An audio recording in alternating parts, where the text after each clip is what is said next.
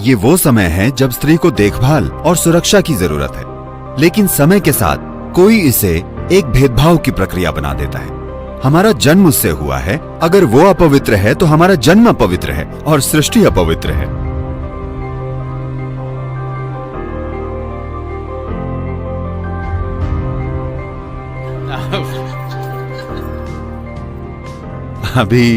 अभी आपने बहुत बड़ी बात कही कि आध्यात्मिक आयाम में पूर्व धारणा है। मैं चाहता हूं कि आप समझें कि आध्यात्म में मासिक धर्म की कहीं कोई चर्चा नहीं है, क्योंकि आध्यात्म में मासिक धर्म नहीं हो सकता, सिर्फ शारीरिक स्तर पर हो सकता है।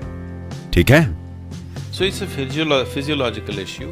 तो ये शारीरिक मुद्दा है और ये मानसिक रूप में व्यक्त होता है सिर्फ कुछ स्त्रियों में। मैं ये नहीं कहूंगा कि हर स्त्री में, लेकिन काफी सारी स्त्रियों में इस शारीरिक प्रक्रिया का असर उनकी मानसिक प्रक्रिया पर होता है, जो कि एक सच्चाई है जिसकी देखभाल होनी चाहिए। अगर ये सिर्फ इसलिए कहा जा रहा है कि कुछ मंदिरों ने कहा है कि स्त्रियां उन दिनों में प्रवेश नहीं कर सकती, तो आपको समझना होगा कि इसका आधार क्या है। आज की स्त्री के बारे में भूल जाइए, ठीक है? कि उसकी क्षमताएं क्या हैं, कि वो अपने शरीर की जरूरतों को किन तरीकों से संभाल सकती है, ये एक अलग चीज है। मैं चाहता हूं कि आप 1000 साल पहले देखें। स्त्रियों के पास स्वच्छता की सुविधाएं कैसी थी, वो किस तरह के काम करती थी। तो इन चीजों के मुद्दे हो सकते हैं, है ना? इसी वजह से उन्होंने कहा था, और सबसे बढ़कर आपको समझना चाहिए कि जिस तरह का शारीरिक काम होता था एक आम स्त्री के लिए उन दिनों में, 15 से 20 लोगों के लिए खाना पकाना, गायों का ध्यान रखना, बच्चों का ध्यान रखना, सब कुछ वो करती थी। ये बहुत ज्यादा शारीरिक काम है। तो जो स्त्री अपने मासिक धर्म की प्रक्रिया से गुजर रही है, उसे 3-4 दिनों की छुट्टी मिलती थी हर चीज से। क्या ये बहुत अच्छा नहीं है?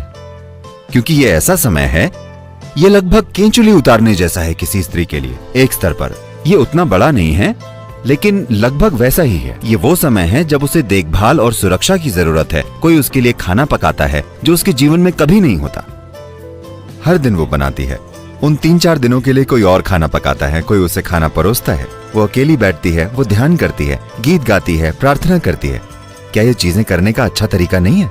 इसे बस आज के जीवन की तरह मत देखिए। 1000 साल पहले देखें, जब ये चीजें बनाई गई थी।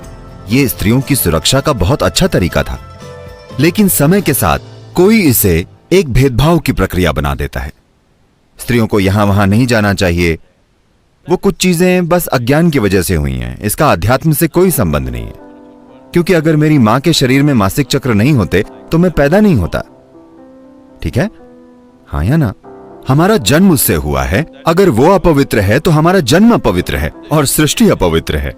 यह एक मूर्खतापूर्ण विचार है, इस तरह से सोचना भी। इन नियमों का आधार पवित्रता या अपवित्रता नहीं, बल्कि व्यावहारिक कारण है। आज भी मैं हजारों स्त्रियों से मिलता हूं जो उस समय काफी परेशान होती हैं, क्योंकि उन्हें तब भी काम पर जाना पड़ता है, उन्हें हर तरह के काम करने पड़ते हैं। उनमें से कई उन दिनों दवाइयां लेती हैं, बस मानसिक संतुलन बनाए रखने के लिए। वे निश्चित रूप से आराम करके खुश होंगी। वे निश्चित रूप से हर काम से अलग रहकर खुश होंगी जो वे कर रही हैं। लेकिन ये सोच कि ये पवित्र अपवित्र है, ये बहुत ही अर्धविकसित मन से आती है, जिसमें जीवन की कोई मौलिक समझ नहीं है।